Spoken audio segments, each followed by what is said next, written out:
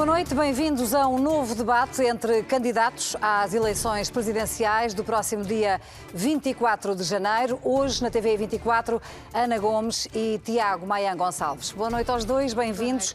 Dizer antes de mais, ou recordar que no final deste debate cada um vai poder fazer uma pergunta ao outro, deixar uma vez mais um apelo que temos feito no início destes debates para que respeitem as regras, respeitem os tempos uns dos outros e, sobretudo, que não se sobreponham para que seja perceptível aquilo que aqui vão debater ao longo da próxima meia hora. Por sorteio ficou decidido que será o Tiago Maian Gonçalves a começar e, portanto, tenho para lhe perguntar, Tiago, estando neste momento o país à beira de um novo confinamento, foi isso que percebemos das palavras do Primeiro-Ministro, deve ser equacionado o adiamento das eleições presidenciais? Em primeiro lugar, boa noite, Ana, boa noite, Ana, e boa noite, Carla. De facto, o que ouvimos, para já, foi a repetição das medidas de sempre. O que demonstra também que não estamos a sair do que andamos a fazer há 40 anos, a repetir as mesmas medidas à espera de resultados diferentes. O que ouvimos hoje do Sr. Primeiro-Ministro, hoje ou ontem, foi que vamos de novo voltar a concentrar as pessoas nas manhãs de fim de semana. Isso é neste fim de semana. Mas depois, a partir do dia 15, haverá um novo estado de emergência e que, pelo que foi perceptível nas palavras do Primeiro-Ministro, haverá um confinamento muito semelhante àquele que aconteceu em março, só que, para já, pelo menos, o Governo parece manter a intenção de ter as escolas abertas. Carla, pergunto-lhe se haverá condições, com um confinamento geral, para o país ir a votos. Essa é uma questão constitucional, que só poderia ser resolvida por uma questão constitucional. Mas a mim preocupa-me o dia das eleições, efetivamente, mas preocupa-me muito mais os outros dias. E o que eu disse aqui ontem, eu vou voltar a repetir. O país não aguenta um novo confinamento geral. Sim, isso já o ouvimos dizer ontem. O que eu gostava de perceber é se acha que é compatível, vamos pedir aos portugueses que fiquem fechados durante 2 semanas, imagino, porque é previsivelmente aquilo que poderá acontecer se as medidas tiverem a duração desse estado de emergência. Faz sentido os portugueses estarem fechados em casa, mas depois abrir-se uma exceção num domingo para irem votar? Carla, ou deve ser equacionado, na sua opinião, pode ser equacionado o adiamento das eleições? Faz sentido respeitar a Constituição? Claro que faz, temos que o fazer, não é? O Governo é que tem que encontrar as formas de o podermos fazer em segurança e garantir aos portugueses isso mesmo, não é? Ana Gomes, qual é a sua opinião sobre a situação em que estamos, os números da pandemia e se isto é compatível ou não, estando o país em confinamento, manter a data das presidenciais? Carla, boa noite para si, para o Tiago. Olá. E para quem nos está a ouvir. Eu não tenho os dados que aparentemente a Carla tem. E eu apenas limitei-me a interpretar as palavras do Primeiro-Ministro hoje. E o Presidente da República tem. E, portanto, esperarei que qualquer medida desse género que seja contemplada possa envolver os candidatos no processo de decisão, de alguma maneira. Compreendo que seja necessário tomar medidas drásticas, mais drásticas por causa do nível de contaminação. Sei que há setores da economia que não estão a ser afetados, enquanto outros estão. E não é só a economia que está em causa, é as próprias... Enfim, a capacidade das pessoas de se adaptarem, mas é evidente que eu acho que tudo deve ser feito para proteger as pessoas e, em particular, os grupos mais vulneráveis. Espero que isso faça parte de uma estratégia de acorrer, em particular, aos grupos mais vulneráveis e sabemos quais são eles. Ou seja, espera regras especiais para evitar que haja concentração de pessoas, como de resto é habitual em dia de eleições, não? À porta das mesas de voto. Espera medidas especiais ainda? Não tenho os dados que se calhar a Carla tem, portanto não me posso pronunciar, mas naturalmente estou disponível para os ouvir e para refletir, ajudar o Governo e o Presidente da República a refletir sobre o que é que se deve fazer melhor. Neste momento sei que há, por exemplo, muitos imigrantes portugueses e muitos portugueses no estrangeiro que não têm condições de exercer o seu direito de voto porque não foi legislado, por exemplo, o direito de voto por correspondência. E se for ouvida, Ana Gomes, se for pedida a sua opinião, perante este cenário que temos, que é um cenário, neste momento temos dados concretos sobre o número de contagiados, estamos com uma média, ontem e hoje, pelo menos 10 mil por dia. E o que os especialistas têm alertado é que os números podem crescer nos próximos dias e até nas próximas semanas e que até ao final de fevereiro provavelmente vamos ter semanas muito difíceis. Eu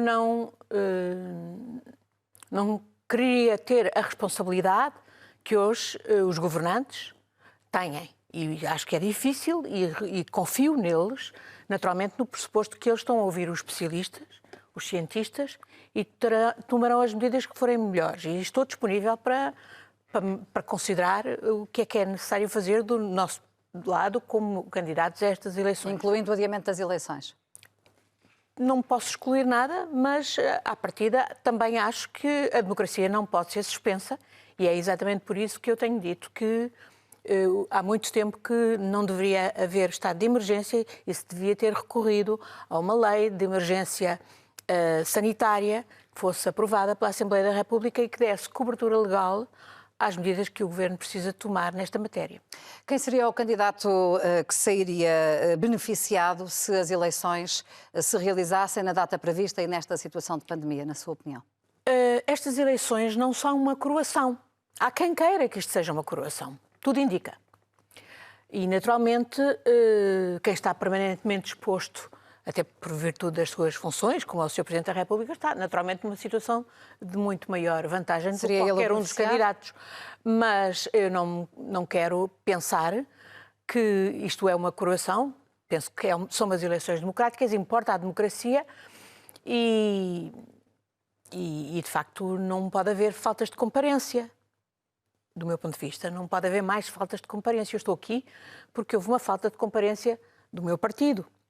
E, portanto, estou disponível para... Está também disponível para equacionar o cenário? Volto a perguntar-lhe, Tiago Maia Gonçalves. Carla, eu desculpe dizer-lhe isto desta forma, mas eu acho que temos que refocar a discussão em assuntos mais relevantes e em assuntos para os quais tínhamos informação. A pandemia parece ser um assunto relevante neste momento. E a pandemia, então, abordando um tema trazido aqui pela Ana, que foi precisamente esta invocação da banalização do estado de emergência. Mas a estratégia da Ana para isto é banalizar as medidas de estado de emergência sem emergência, que é o que acaba de afirmar. Não. A proposta da Ana, a proposta desta lei sanitária, em que ela quer que o Governo possa impor as medidas que estamos a ter sem estado de emergência, é retirar a capacidade de decisão presidencial e o escrutínio parlamentar a estas medidas. E isto eu recuso.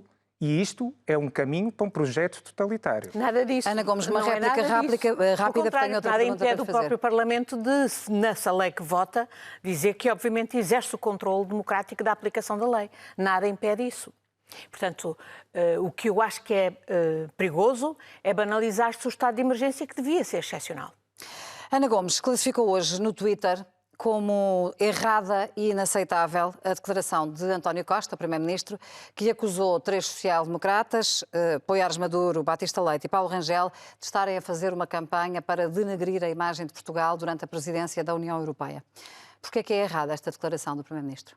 Olha, soa-me demasiado ao tipo de argumentos que, por exemplo, Orbán usa para atacar quem o critica. E eu acho que o nosso Primeiro-Ministro é muito melhor do que isso. Obviamente não está a esse nível.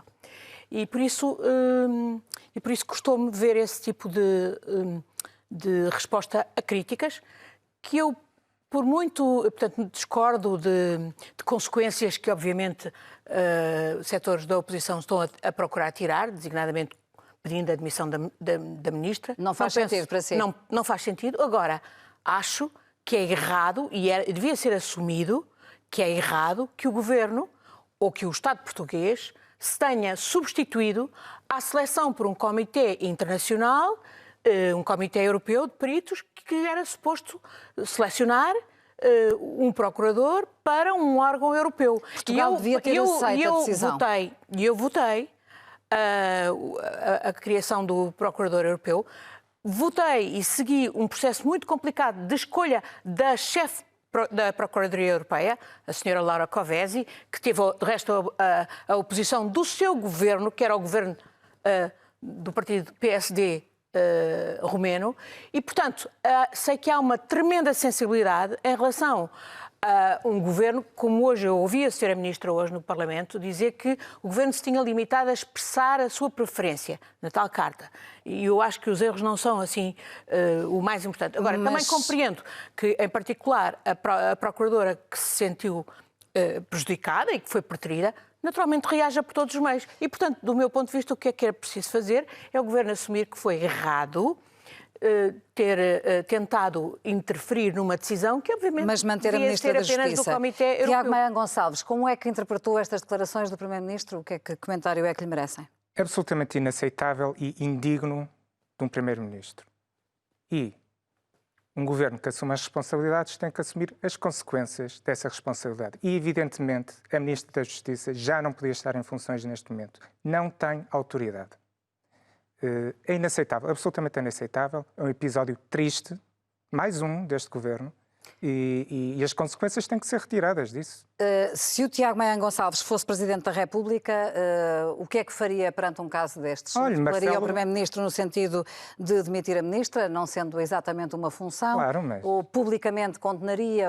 Qual seria a sua atitude? Sim, Marcelo Rebelo de Sousa acertou pelo menos uma vez ao fazer isso mesmo. Ao fazer o quê?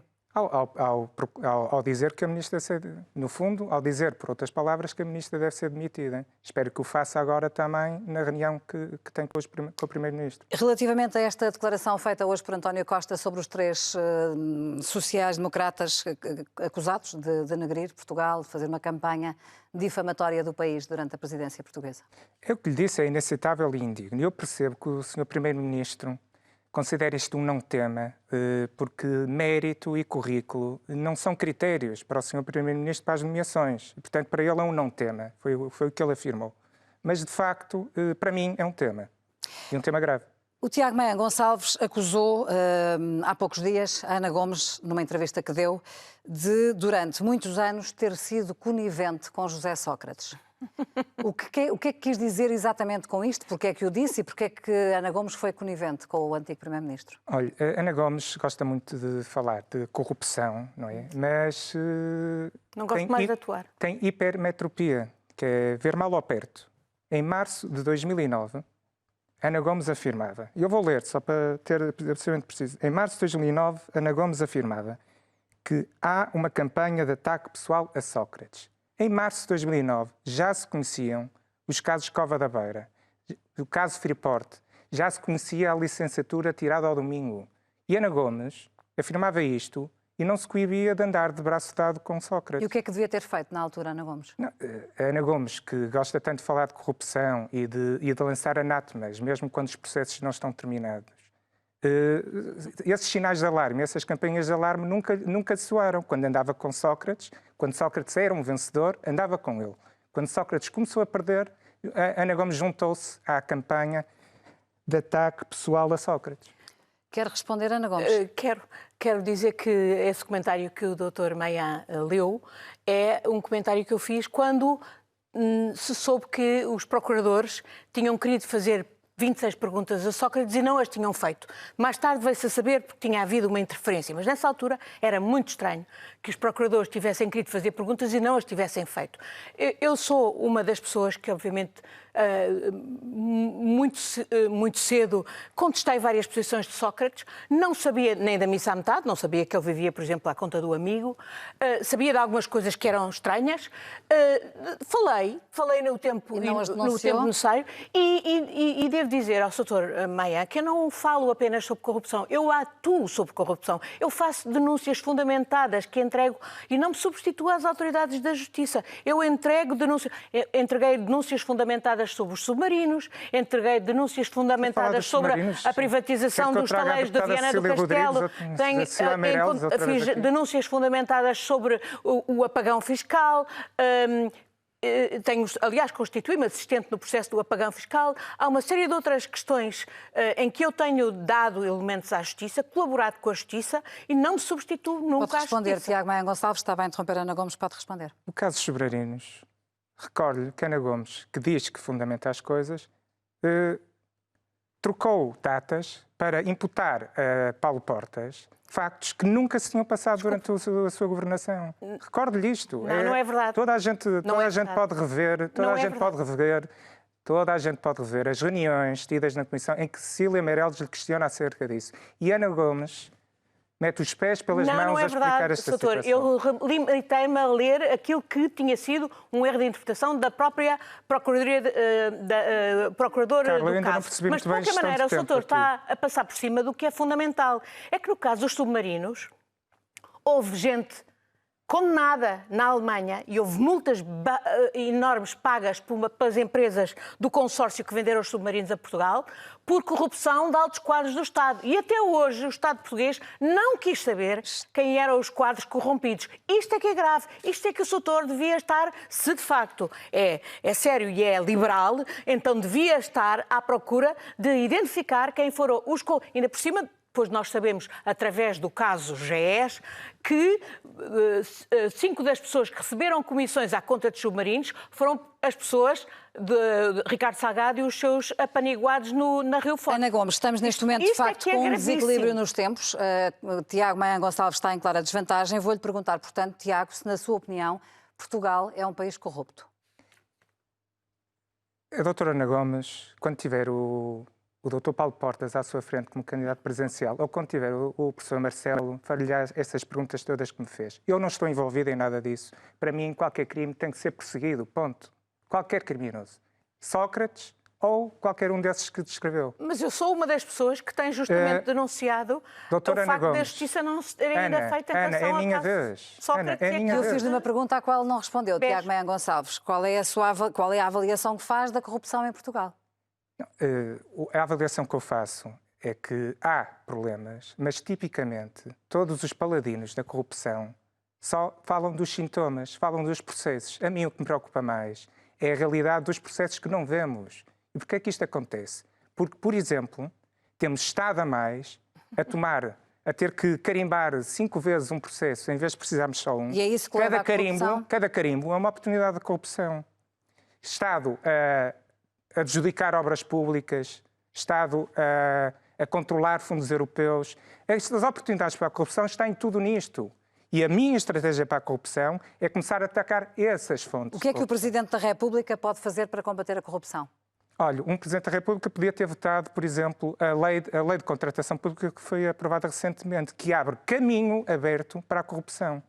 Essa é uma estratégia de combate à corrupção que um Presidente pode ter, por exemplo. Ana Gomes concorda?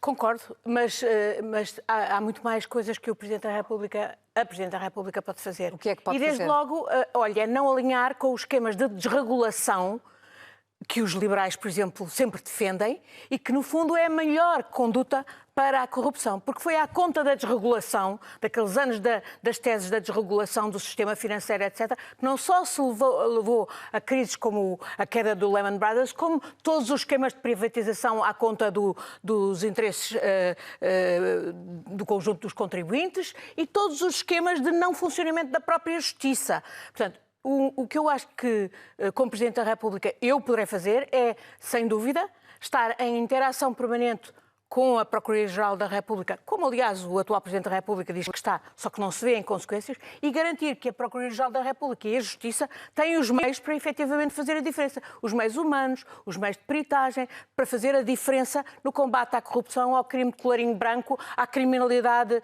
que está por trás do branqueamento de capitais, etc. Tiago Maia Gonçalves, quer dar-nos exemplos de uma influência, de formas que o Presidente da República consiga encontrar para ser influente no sentido de combater a corrupção? Olha, isto da corrupção nos bancos só se torna corrupção quando o Estado se decide envolver com os bancos. Quando o Estado, por exemplo, decide que tem que salvar bancos.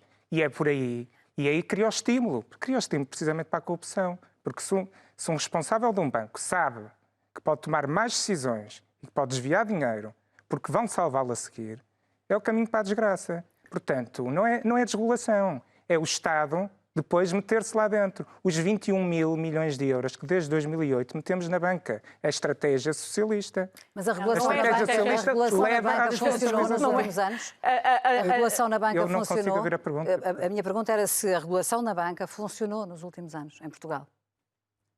A regulação na banca, não, porque o órgão regulador da banca, que é o Banco de Portugal, tem estado continuamente nas mãos do governo. E continua, porque vimos o Ministro das Finanças a saltar imediatamente para o Governador do Banco de Portugal. Enquanto o Governador do Banco de Portugal foi escolhido desta forma, temos um problema, é evidente. Temos um problema do regulador. A nacionalização A venda, por exemplo, do BPN por 40 milhões a Isabel dos Santos não foi feita do tempo da governação socialista. E a intervenção no BES, nos tempos em que foi, que eu penso que foi errada, porque eu teria nacionalizado o banco, limpado o banco e depois vendido bem o banco e não vendido o banco, como aconteceu ao Lone Star, que ainda nem sabemos quem são e o que é e sabemos é dos esquemas que estão cada vez mais a consumir dinheiro ao erário público, aos contribuintes, mas não me deixaria, obviamente, cair um banco até por causa dos empregados, etc. Não faria era o processo de tornar-nos cobaias de um esquema neoliberal que nos foi imposto de Bruxelas, mas que foi aceite pelo governador do Banco de Portugal no período do governo Passos Coelho. Foi nessa altura que isso aconteceu. Foi dito aos portugueses que não pagaríamos, que os contribuintes não pagariam nada para o Fundo de Resolução e os contribuintes não param de pôr dinheiro no Fundo de Resolução. Até hoje, por exemplo, não vi o Estado e os diversos agentes do Estado preocuparem-se a ir buscar uma boa parte do buracão do BES, que eram na altura 6 mil milhões, a estimativa. Hoje, como é verdade que o que já pusemos na banca vai para os 21 mil milhões, mas nessa altura eram 6 mil milhões, dos quais 3 mil milhões eram do BESA, Banco Espírito Santo Angola. Não houve ninguém a mexer um dedo para recuperar para o erário público o dinheiro que correspondia ao BESA por parte do BES. E, portanto, há uma série de disfunções extremamente graves que, sim, são indicadores de um esquema montado de corrupção, de um esquema de desregulação. Temos que passar a palavra ao Tiago Maia Gonçalves. Completamente contrário aos interesses dos cidadãos e eu, como Presidente da República, sem dúvida que farei a diferença. Para Quer que não replicar, continue a passar. Tiago Maia Gonçalves? E aí serei muito diferente do professor Marcelo Rebelo de Sousa. Posso? Faz favor. A doutora Ana Gomes traz outra vez estes papões do neoliberalismo. Eu não sei o que é neoliberalismo. Não sei o que é isso. Se me puder concretizar em concreto o que é neoliberalismo, eu depois tento refutar. Mas trazer um papão genérico e abstrato, que eu não sei o que representa... Não é o papão que deu a minha vez, crise É a minha vez, Ana. É a minha vez. Ana, vamos ouvir o Tiago Maia Gonçalves, que está com uma desvantagem nos tempos. Vamos ouvir esta Ana Gomes resposta. foi diplomata durante muitos anos. Tenta assumir essa atitude diplomática. Por favor. Eu não sei o que é neoliberalismo. Eu sei o que é neossocialismo. Que é este? Que é pôr o Estado ao serviço de um aparelho partidário. O neossocialismo é servir as dinastias Césares, é servir os primos, é servir um terço das cúpulas, das ex-cúpulas da JS, que estão em cargos de nomeação socialista. Isto é o neossocialismo. E o que eu sou é um liberal. O neo não sei o que é. Eu sou um liberal. E um liberal é alguém que defende o mérito e a criação de oportunidades. Não quer... Um liberal quer que um português possa vencer na vida e sem precisar de estar no partido certo, sem precisar de estar na família certa ou sem precisar de ter, lá está, os amigos certos. Tiago Maia Gonçalves entende que é necessário reforçar os poderes do Presidente da República? Acho que é uma não discussão, sincero. Agora sou eu que vou trazer. Isto é um não tema.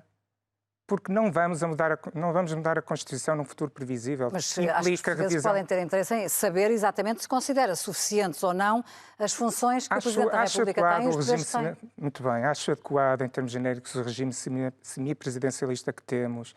Há muita coisa que mudaria na Constituição. Vamos agora para o concreto. A Constituição não vai mudar nos próximos tempos. Implica 2/3 de votação num Parlamento. Mas a Iniciativa Liberal tem uma proposta de revisão constitucional. Não, porque houve uma proposta e, naturalmente, quando há uma proposta que o nosso deputado é alguém sério e coerente e competente. Naturalmente, quando está um processo em discussão, ele esforça-se e apresenta as suas propostas. Mas, portanto, para si, pelo que percebi, estão bem os poderes do Presidente da República na Constituição Sim, em termos gerais, sim.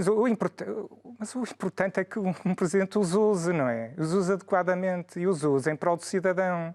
Que é o que eu não tenho visto neste último. Antes da pergunta final, vamos à sondagem da Pitagórica que divulgámos hoje para a TVI e para o Observador. Marcelo Rebelo de Sousa eleito à primeira volta, com quase 68% dos votos, é isto que dá a sondagem.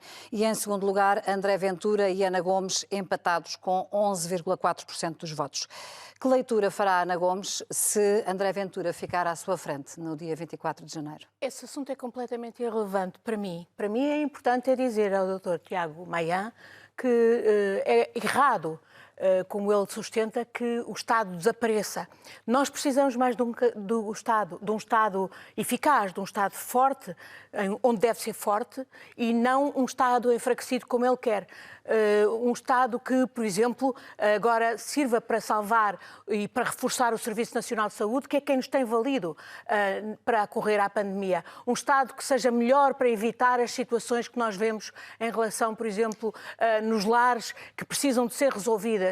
Um Estado que não perca recursos de que tanto precisa para pagar a saúde pública, a escola pública, como com o esquema que os liberais defendem, de, por exemplo, de uma taxa de IRS única que Doutora Ana faria Gomes, o Estado entendo a réplica, já a fez, mas a minha pergunta era sobre a sondagem, sobre o eventual empate com André Ventura. A sondagem que importa... Isso não é se para si não é insuficiente, claramente insuficiente este resultado. A sondagem que importa para mim e ficar atrás de André Ventura. A sondagem que importa é do dia 24 de janeiro. Esse é que é o momento em que os portugueses e as portuguesas vão votar e vão decidir quem é que fica à frente de quê. E, portanto, eu estou aqui muito tranquila a fazer o meu trabalho e gostava de estar a discutir, de facto, o que é que são os meus compromissos para a Presidência da República. Infelizmente não é isso que estamos Está a terminar o nosso tempo. Aqui. Vamos para a pergunta final, porque a meia hora está a chegar ao fim, mas vou dar também ao Tiago Maia Gonçalves a hipótese de analisar, enfim, o valor que lhe aparece nesta sondagem. O Tiago aparece com 2,1% dos votos, tem vindo a crescer. Pergunto-lhe se para si é um bom resultado. O bom resultado, e repito, também será o que garante. Isso demonstra crescimento. Portanto, o bom resultado é crescimento da onda liberal, é isso, e da representação dos valores liberais, que é o que eu estou a representar para o mandato da Presidência da República. Eu tenho a referir o seguinte, e refutando, foi tanta proclamação de novo dos papões liberais que eu nem sei muito bem onde pegar. Mas quando a doutora Ana Gomes vem falar dos desvios do dinheiro da saúde para os privados, quando faz aquela acusação de que 41% de dinheiro está aí para privados, o que é que a Ana está a falar? Nós estamos a falar de medicamentos, estamos a falar de análises, estamos a falar de meios auxiliares diagnósticos. A doutora Ana Gomes, então, parece que quer nacionalizar farmacêuticas, parece que quer nacionalizar laboratórios de análise. É isto que a doutora Ana Gomes tem para propor. De novo, a deriva para um projeto totalitário. É o que se ouve da doutora Ana Gomes. Estamos, de facto, no final do tempo. Não, creio que não é ainda a pergunta, era uma observação final.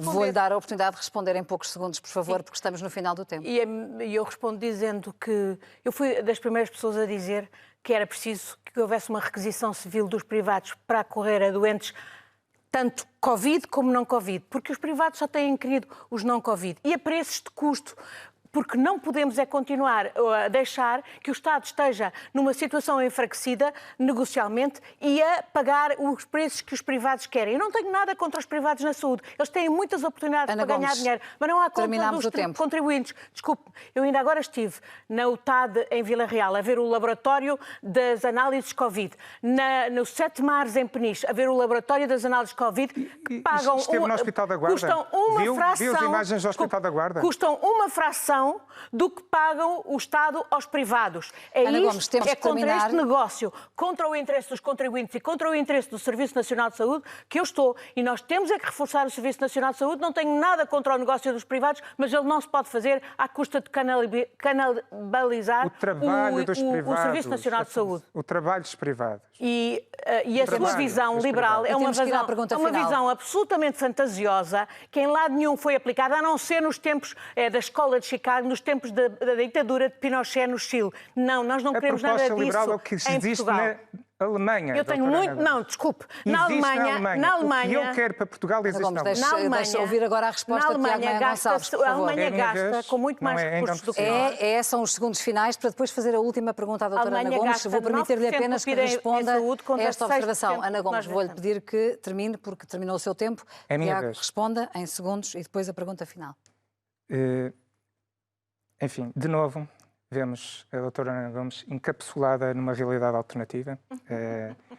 A doutora Ana Gomes não consegue perceber que o Serviço Nacional de Saúde está em colapso, já estava antes, e essa concepção de que a requisição civil implica a escravidão das pessoas, porque quando fala de preços de custo, a doutora Ana Gomes não tem noção do que isso significa. A justa compensação não é preço de custo. Portanto, por favor, estude essa Acha matéria. que as pessoas no Serviço Nacional de Saúde Ana Gomes, estão escravizadas? temos que continuar com réplicas atrás umas das outras. Vamos à pergunta final. Muito bem, Tiago obrigado. Maia fará a última pergunta à Ana Gomes e poderá replicar depois de ouvir a resposta. Muito bem. A minha pergunta, Ana, é a seguinte. Nos últimos 25 anos, 19 deles fomos governados pelo seu partido.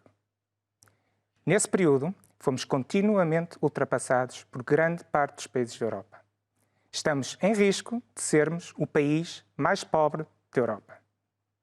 A Ana não consegue reconhecer, depois disto tudo, que o seu projeto para o país falhou? Não, o meu projeto para o país não falhou. De maneira nenhuma.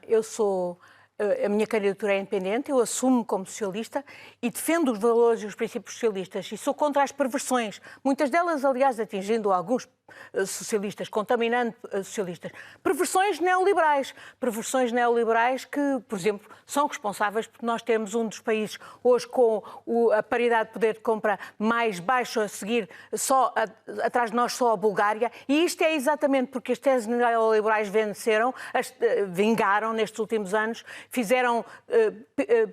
pretenderam que o crescimento económico se fazia à custa do esmagamento de salários, e não é verdade. O crescimento económico faz-se com incorporação de tecnologia, de valor científico e de contribuições na cadeia de produção, faz-se em atividades que sejam economicamente sustentáveis, que respondam às alterações climáticas, faz-se com investimento público, investimento público para haver economias de escala e para o país não continuar a perder de si e estar na estagnação. A grande oportunidade que temos é que vai resultar exatamente de quando soubermos utilizar a bazuca. Uma curta réplica, Tiago, por favor. Parece-me que a doutora Ana Gomes faz a gestão de tempo tão bem como António Costa faz a gestão do governo. Ana Gomes, mais uma vez, demonstra que está fechada numa cápsula de realidade alternativa, em que acha que repetir as mesmas soluções e as mesmas políticas vai nos trazer resultados diferentes. Não vai, Ana. Tem que sair dessa realidade e perceber que, para sairmos da cepa torta, temos que sair do socialismo e começar a adotar um caminho distinto, que é um caminho mais liberal. Eu tenho muito respeito. Ana Gomes já não pode replicar, agora só pode fazer a sua pergunta final. A minha pergunta é dizer que tenho muito respeito pelo liberalismo político, e o liberalismo político tem linhas vermelhas que, infelizmente, o seu partido não está a respeitar, por exemplo, nos Açores. Mas a minha pergunta é, o Soutor recentemente disse que a senhora Ministra da Saúde era responsável por cerca de 10 mil mortos fora Covid. É falso? É insultuoso para ela e para o Serviço Nacional de Saúde, para os profissionais do Serviço Nacional de Saúde. Já se arrependeu? Já pediu desculpa? Ana Gomes, de novo, está a prender-se numa realidade e em palavras, em semântica, e não quer ver a realidade. Não quer ver a realidade do que eu apontei e reitero. O que está a acontecer em Portugal não está a acontecer na generalidade dos países europeus. Há milhares de mortos que não são Covid. E a responsabilidade política disto é claramente deste governo, que não assumiu desde março que tínhamos que ter toda a capacidade instalada de saúde do país a responder a isto. Voltarei a reiterar sempre que há responsabilidade política, porque a culpa não pode morrer solteira. E estes milhares de mortes não Covid, que não acontecem noutros países europeus, têm que ter um responsável. E a responsabilidade, naturalmente, que só pode ser do Ministério e deste governo. É evidente. Pode concluir, Ana Gomes, é a sua última palavra neste debate. Pôr a mão na consciência, é absolutamente irresponsável e injusto dizer isso em relação à Ministra da Saúde e em relação aos profissionais do SNS que têm trabalhado arduamente e que têm absolutamente sido de uma dedicação extraordinária para salvar os portugueses doentes Covid e não Covid. É indecente fazer esse tipo de considerações que não têm fundamento na realidade. Ana Gomes, terminou o nosso tempo. Tiago Maia Gonçalves, muito obrigada aos dois pela vossa presença neste debate.